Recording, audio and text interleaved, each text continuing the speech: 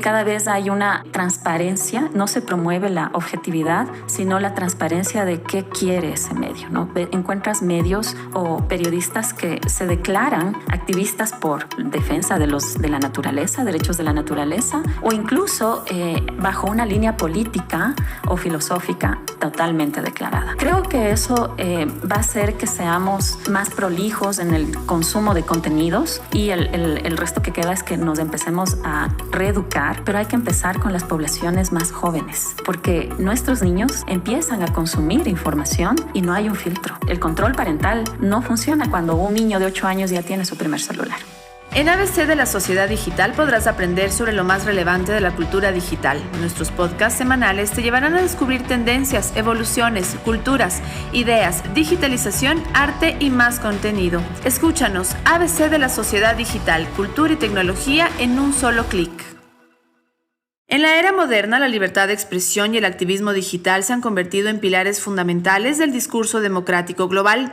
Según la Declaración Universal de Derechos Humanos de la ONU, el acceso a la información y la libertad de expresión son derechos fundamentales que deben garantizarse en todas las sociedades. Sin embargo, en un mundo cada vez más conectado digitalmente, se alerta sobre las crecientes amenazas a estos derechos, incluida la censura en línea, la vigilancia masiva y la propagación de la desinformación. El activismo digital es una forma de manifestación que se lleva a cabo principalmente a través de medios digitales como Internet, redes sociales, aplicaciones móviles y otros medios electrónicos. Implica utilizar estas plataformas para promover causas sociales, políticas o ambientales y para generar conciencia, movilizar a las personas y promover el cambio. En los últimos años, el activismo digital ha cobrado importancia gracias a la omnipresencia de Internet y las redes sociales, que facilitan la conexión, el intercambio de información y la coordinación de acciones a una escala sin precedentes. Sin embargo, ha generado debates sobre su efectividad y su relación con el activismo tradicional en las calles. Hoy para hablar de este tema nos acompaña Tania Orbe, docente y coordinadora de periodismo de la Universidad San Francisco de Quito. Tania, bienvenida. Gracias, Priscila, qué gusto estar aquí con ustedes. Arrancamos ya nuestro tema y tomando en cuenta estos conceptos que yo hice de introducción, le quiero preguntar cómo han transformado las redes sociales y otras plataformas digitales la organización de movimientos sociales y activistas en el mundo.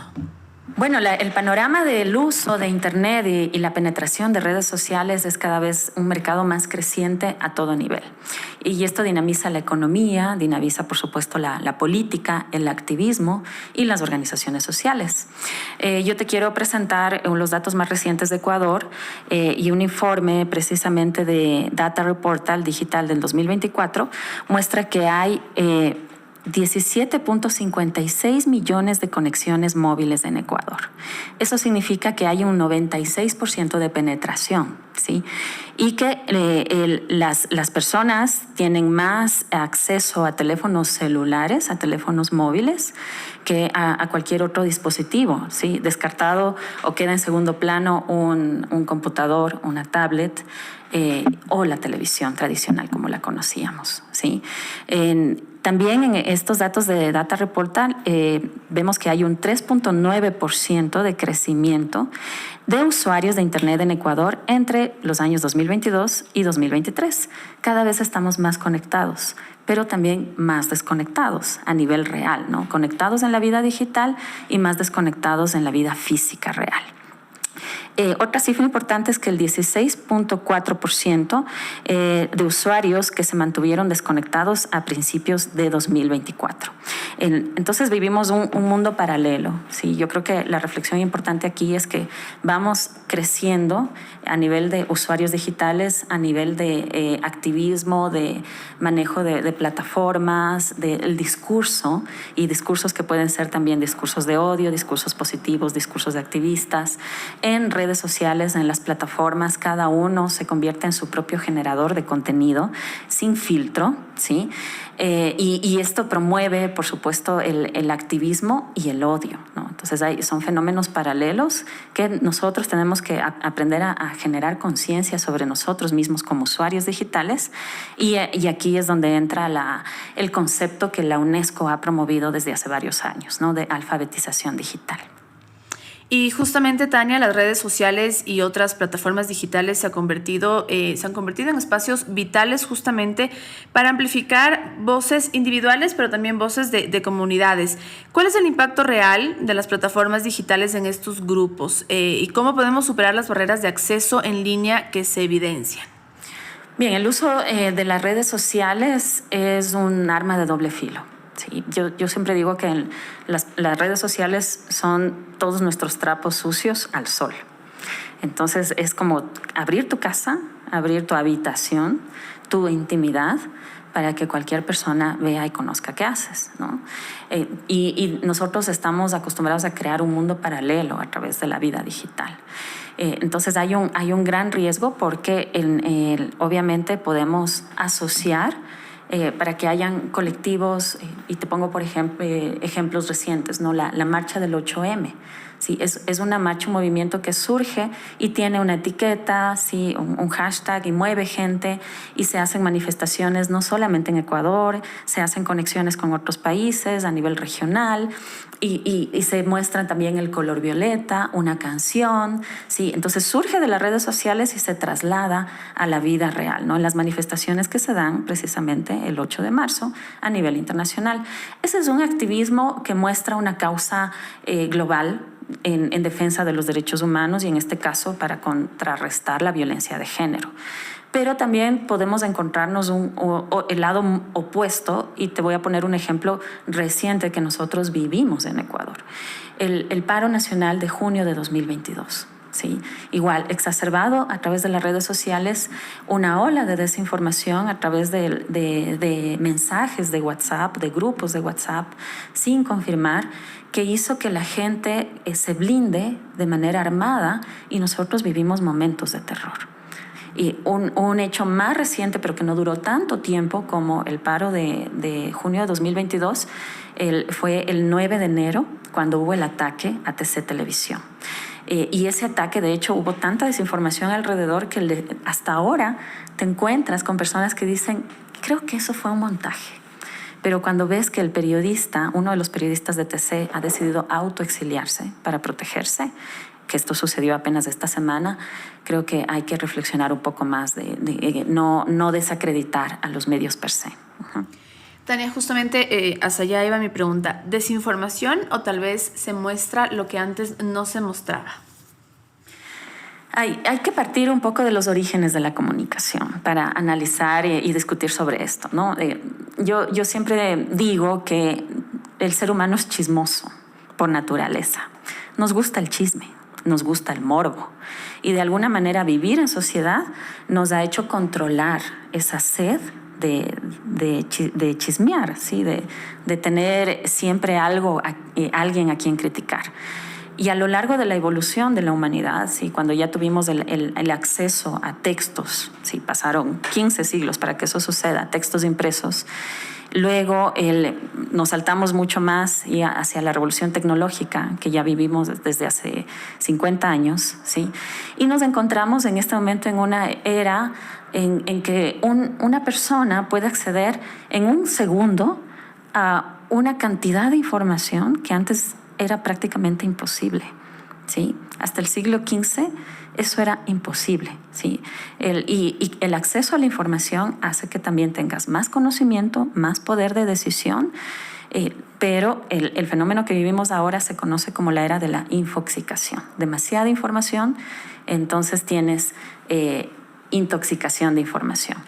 Y por ende, demasiada desinformación, y vivimos lo que ya denominó la OMS en su momento a partir de la pandemia, la desinfodemia, ¿no? Entonces, una pandemia de desinformación.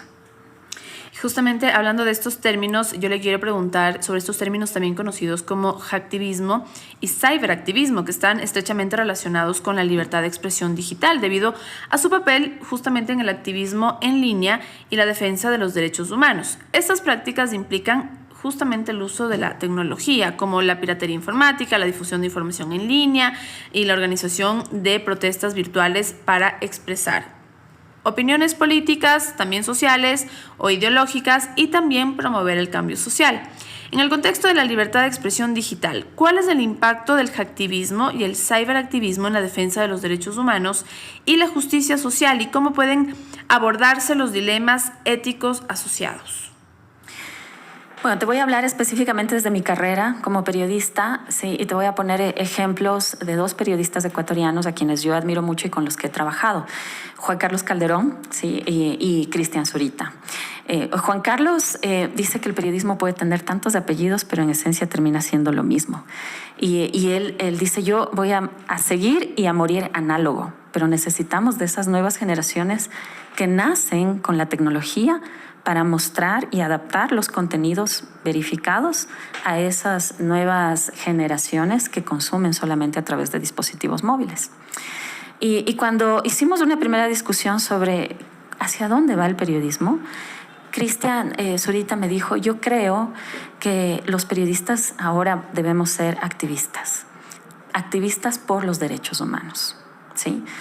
Y esto fue hace 5 años, antes de que él sea candidato, con el binomio de Fernando Villavicencio, ¿sí?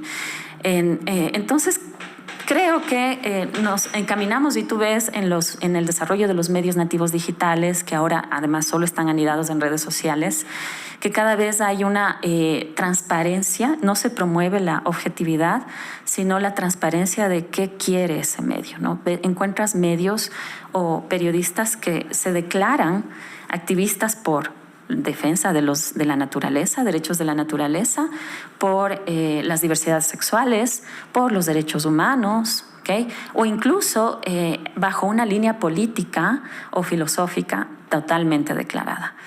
Creo que eso va a hacer que seamos más prolijos en el consumo de contenidos, y el resto que queda es que nos empecemos a reeducar, y esto viene desde la escuela, el colegio. Esta es una buena iniciativa que hace Telefónica, pero hay que empezar con las poblaciones más jóvenes, ¿sí? Porque nuestros adolescentes, nuestros niños ya empiezan a recibir contenidos, empiezan a consumir información y no hay un filtro, ¿sí? Porque el control parental no funciona cuando un niño de 8 años ya tiene su primer celular. Y es interesante, Tania, porque justamente en la publicación de Tech and Society 2023 de Fundación Telefónica, Monique Morrow, ingeniera de redes y experta en tecnología de la información, mencionó la necesidad de encontrar un equilibrio justamente entre la regulación de la tecnología para abordar preocupaciones de privacidad y seguridad en línea, sin correr el riesgo, obviamente, de crear un entorno excesivamente restrictivo que impulse a los usuarios hacia plataformas menos reguladas. ¿Cómo se puede encontrar justamente un equilibrio efectivo? Yo creo que no existe una llave de Pandora para esto, y creo lo que estamos promoviendo desde periodismo, los periodistas, es que la lucha contra la desinformación, la alfabetización digital y la alfabetización mediática ya no puede ser una tarea solamente de los periodistas. Debemos involucrarnos con educadores, con activistas, y trabajar a nivel de política pública. Por eso en el año 2022 el gobierno de Estados Unidos ya puso en escena en la Cumbre de las Américas la lucha contra la desinformación como una política pública. Y creo que esta es una tarea de todos, porque los periodistas no podemos solos. Cuando tú ves un video viral de que el metro está en emergencia y que ha parado, la gente simplemente cree ese video, no lo confirma, y hasta que un periodista o un medio de comunicación haga esa verificación puede pasar 1 hora. En 1 hora ya se regó la desinformación. Entonces, nosotros desde USFQ Periodismo estamos ya ofreciendo charlas a colegios de Quito, de las ciudades cercanas, de la región costa, precisamente sobre cómo reconocer desinformación y por qué todos debemos dudar de todos. Estamos empezando ya con estudiantes de bachillerato que tienen acceso y dispositivos móviles, y también lideramos el Observatorio Interuniversitario de Medios Ecuatorianos, que sus líneas de investigación van en lucha contra la desinformación. Y el tema de la desinformación también puede ir muy ligado, Tania, al derecho al olvido, que es otro aspecto que puede preocupar acerca de la libertad de expresión y el acceso a la información. Este es un principio legal que permite a las personas solicitar la eliminación de información personal sobre ellas de repositorios en línea. Esta solicitud se realiza con el fin de proteger la privacidad de la persona. Sin embargo, el derecho al olvido plantea importantes cuestiones sobre la libertad de expresión y justamente el acceso a la información, ya que podría utilizarse para censurar contenido legítimo y restringir el debate público en línea. ¿De qué se trata el derecho al olvido? Es un término que no se escucha mucho, sobre todo aquí en Ecuador. ¿Y qué implicaciones tiene este concepto justamente en línea en temas de libertad de expresión y acceso a la información? Creo que debemos partir del reconocimiento que todo lo que publicamos en Internet deja una huella digital, la huella digital. Tenemos una cuenta en una red social y cuando esa persona muere, ¿qué pasa con esa cuenta? ¿Quién la administra? ¿Sí? Meta, que tiene el conglomerado de Facebook, Instagram, WhatsApp, ¿okay? ha diseñado una forma de ponerle una cruz para que esa cuenta quede activa y en memoria de, ¿okay? Pero eso, ¿qué tan bueno, qué tan malo puede ser? ¿Sí? Entonces, el derecho al olvido está muy vinculado a la huella digital que nosotros dejamos y esa huella digital está configurada por todas las fotos, las visitas, cuántas veces uso Google Maps para llegar a un lugar, ¿sí?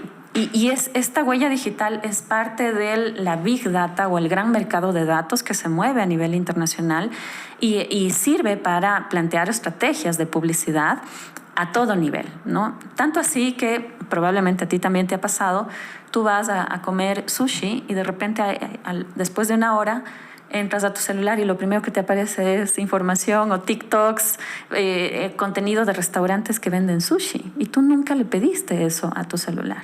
Sí, pero la inteligencia artificial, que ya tiene más de 50 años en desarrollo y hoy la utilizamos en la vida cotidiana todo el tiempo, pero quizá no nos dimos cuenta, hace que esta información publicitaria te llegue sin que tú te des cuenta, ¿sí? Entonces empiezas a consumir contenido que no lo pediste. Sí, Martí Baró, que recién se jubiló hace un par de años y fue director del Washington Post, uno de los ganadores del premio Pulitzer por la investigación de la pedofilia en la curia estadounidense. Sí, él cuando se jubiló dijo que ahora más que nunca debemos educar a las audiencias sobre lo que deben consumir así no les guste. Sí, creo que ese es el mayor reto que tenemos hoy, porque con tu dispositivo móvil tú decides, entre comillas, qué quieres consumir, pero en realidad no pasa. Y te quedas una hora en Instagram, en TikTok, viendo contenido que no te aporta, que no te educa, que no te da información de valor. Y el reto, sí, de los medios de comunicación, de los periodistas, de los estados también, sí, es educar a la población, informar adecuadamente para que le llegue información de valor. Hacemos una pequeña pausa para invitarte a conocer más sobre empleabilidad, cultura digital, educación, voluntariado, oferta de cursos gratuitos y más en www.fundaciontelefónica.com.es. Continuamos con el episodio. Tania, ¿y cómo puede preservarse, por ejemplo, el principio de neutralidad en la red para garantizar también un Internet abierto y libre de interferencias, teniendo en cuenta los desafíos actuales? Bueno, la neutralidad, yo creo que hay que partir que la vida paralela que tenemos en Internet está muy conectada con nuestra vida real. Creo que nosotros hemos disasociado de alguna manera eso, ¿no? De tal suerte que la libertad de expresión se ha confundido en que yo en Internet puedo insultar porque nadie me va a pegar, ¿sí? Nadie se va a acercar a mi casa a lanzarme una piedra, ¿sí? Y además me creo una cuenta falsa, ¿sí? Y puedo decir y generar violencia o discursos de odio de cualquier forma, ¿no? Entonces hay que partir que el principio de respeto a la privacidad del otro parte de la misma ética o el principio que tenemos en la vida real, ¿sí? De hecho, ya hemos notado cómo esos discursos de odio o el jugar con la integridad de la gente a nivel digital puede acabar con la vida de una persona, ¿sí? Y para no ir más lejos, ha pasado eso con adolescentes en nuestro país, en Quito, ¿no? Apenas hace unos meses, unos estudiantes de bachillerato pusieron las fotos de sus compañeras en cuerpos desnudos y regaron esas imágenes, ¿sí? Entonces eso afecta totalmente el reconocimiento, la autoestima que tienen y que está en construcción la personalidad de los adolescentes, ¿sí? Entonces promover la neutralidad implica por discutir y reconocer también cuáles son los problemas que estamos enfrentando con las redes sociales. Si los adultos somos adictos, ¿sí? Hay un fenómeno que se conoce como nomofobia. La nomofobia, en resumen, es esta adicción que tenemos a estar siempre conectados con nuestro dispositivo móvil. Y obviamente el dispositivo móvil con Internet, que se convierte en un servicio público. Si eso nos pasa a los adultos, imagínate lo que puede suceder con un niño, con un adolescente que ya tiene un celular, que los padres le dan un teléfono y si no le dan, hay un reclamo por una vida social que ya existe, ¿no? Los niños o los adolescentes les dirán a sus padres, pero mi amigo tal ya tiene celular, ¿por qué yo no? Y así podemos comunicarnos y puedes saber dónde estoy y ponemos el control parental, pero todo es un arma de doble filo. Si nosotros, tú y yo crecimos sin teléfono, mi primer celular lo tuve a los 15 años, ¿por qué ahora no podríamos crecer sin teléfono celular desde la infancia? Así es, Tania, y justamente como estos términos nomofobia que tú decías, hay otros términos que también son muy conocidos últimamente, por ejemplo, el tema de la cancelación, que es muy conocido en creadores de contenido o también figuras públicas que están presentes en las plataformas digitales. Este tema de la cancelación es un fenómeno en línea en el que individuos o grupos públicos intentan excluir o desacreditar a una persona o entidad por razones éticas, morales o políticas. ¿Cómo influye la cultura de la cancelación en línea en la libertad de expresión y también en el debate público? ¿Y cuáles son los límites de la crítica y la responsabilidad en línea? En este momento voy a citar a un gran filósofo español que se llama Fernando Savater y él dice que la libertad de uno termina donde empieza la libertad del otro, ¿sí? Y lo mismo se traslada a la vida digital, ¿sí? No porque yo tenga mi derecho a libertad de expresión voy a insultar, voy a desacreditar a la integridad de otra persona, de una institución, incluso sin confirmar ninguna fuente de información, porque tengo derecho a expresarme, ¿sí? Eso no viene dado porque ya tengo un dispositivo, tengo una cuenta en una red social, puedo crearme una cuenta en cualquier momento, puedo fingir que soy mayor de edad, o una misma persona puede tener varias cuentas. Sí, y esto lo conocemos como los troll centers, ¿no? Las cuentas falsas que controlan y promueven información muchas veces para incidir en las elecciones, en la decisión de voto a nivel electoral, en la política. Sí. Entonces creo que el dilema ético es sobre los principios que están basados en la humanidad, ¿no? Uno de los mandamientos es no hagas a otro lo que no quisieras que te hagan a ti, ¿no? Y creo que para entender estos fenómenos te voy a poner un ejemplo ecuatoriano, cómo afectó la mediatización por más que hubo un activismo a favor y en contra, ¿no? Ustedes se deben acordar del caso Lucas, ¿sí? Del niño que fue víctima de violencia sexual en uno de los colegios de Quito. Y hubo un movimiento en redes sociales, ¿sí? Que se generó a favor de Lucas, ¿sí? Que estaba con la etiqueta era hashtag justicia para Lucas, ¿ya?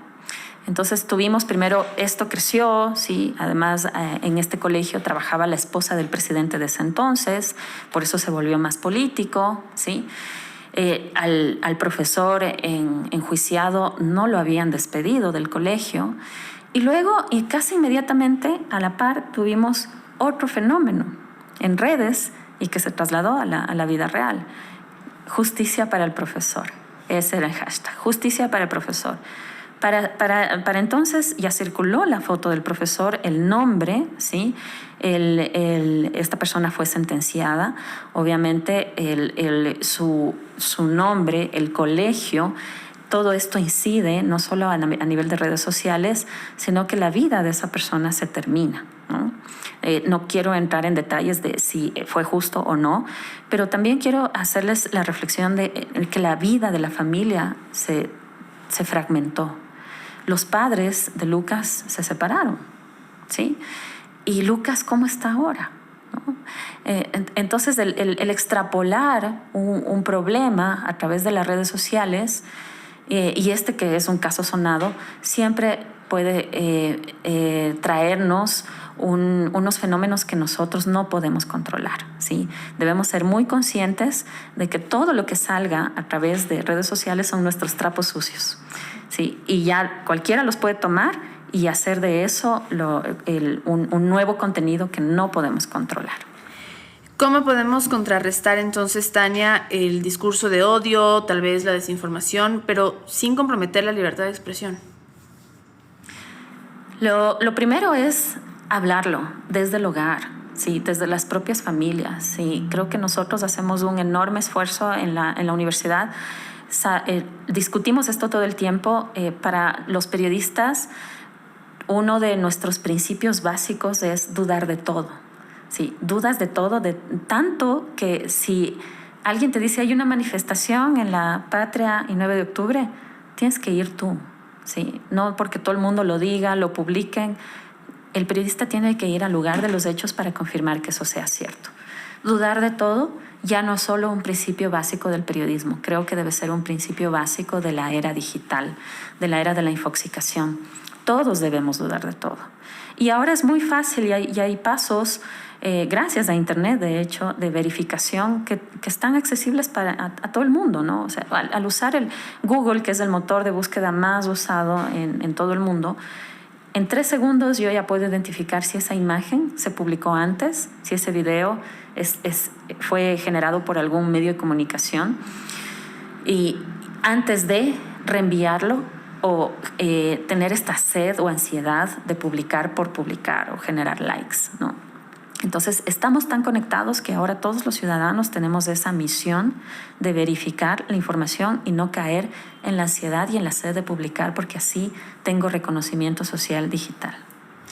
Bueno, pero le cuento, Tania, que a pesar de que estamos conectados y que las cifras cada vez van en aumento, según el informe más reciente de la UNESCO sobre libertad de expresión en línea, se estima que alrededor del 70% de los países aún tienen restricciones significativas al tema de la libertad de expresión en Internet. Entonces yo le pregunto, ¿qué medidas legislativas y políticas públicas podrían implementarse a nivel internacional para abordar estas restricciones y promover un ambiente digital más inclusivo y libre? Bueno, nosotros tenemos una ley orgánica de comunicación vigente desde el 2012 que dejó el mercado libre para las redes sociales, y desde entonces hubo un surgimiento de medios nativos digitales que nunca antes habíamos tenido.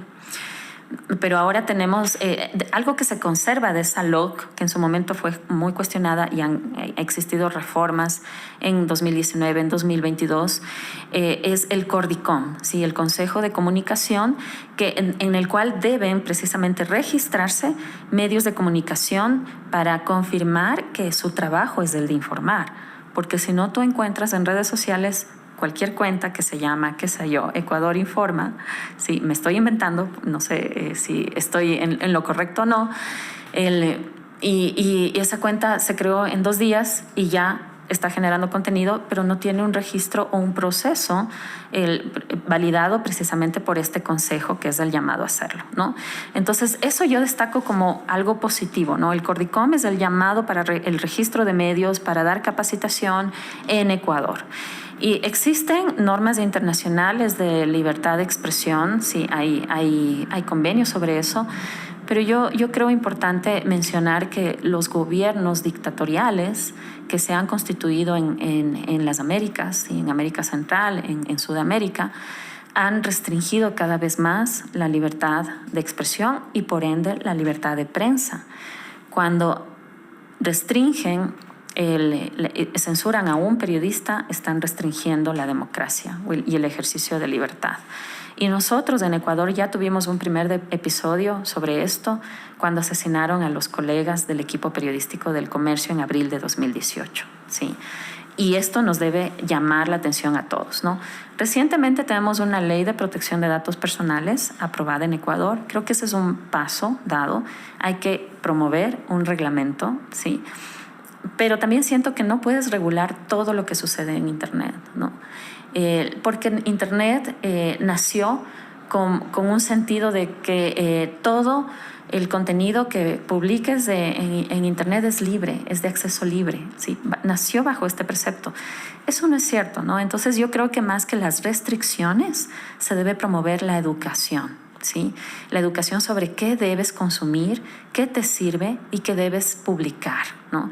Y hay países que son ejemplos, sobre todo los países nórdicos, en este sentido, ¿no? Uno de los modelos educativos más exitosos del mundo es el de Finlandia, donde ya existen clases a nivel de escuelas y colegios relacionadas con el uso adecuado de las redes sociales y el reconocimiento de desinformación. Y antes de irnos les dejo con una frase de Monique Monroe: los ciudadanos somos del centro de Internet, debemos trabajar por un ciberespacio centrado en las personas, basado en las consideraciones éticas, en una innovación responsable y en una regulación con sentido. Pueden encontrar más de esta entrevista y temas relacionados en nuestra publicación Tech and Society 2023 en nuestro sitio web fundaciontelefónica.com.es. Gracias a Tania Orbe, ella es docente y coordinadora de periodismo de la Universidad San Francisco de Quito, por acompañarnos en este capítulo, el ciberespacio, libertad de expresión y activismo 2.0. Gracias, Tania. Me despido por hoy, pero no sin antes recordarte que nos sigas en nuestras redes sociales. Nos encuentras como Fundación Telefónica Movistar Ecuador en Twitter, Instagram, Facebook, en YouTube y LinkedIn. Además, en el sitio web fundaciontelefónica.com.es podrás encontrar más temas relacionados a la cultura digital y a las habilidades solicitadas en el mercado laboral digital. Te esperamos por allá. Yo soy Priscila Romero y esto fue el ABC de la Sociedad Digital. Hasta pronto.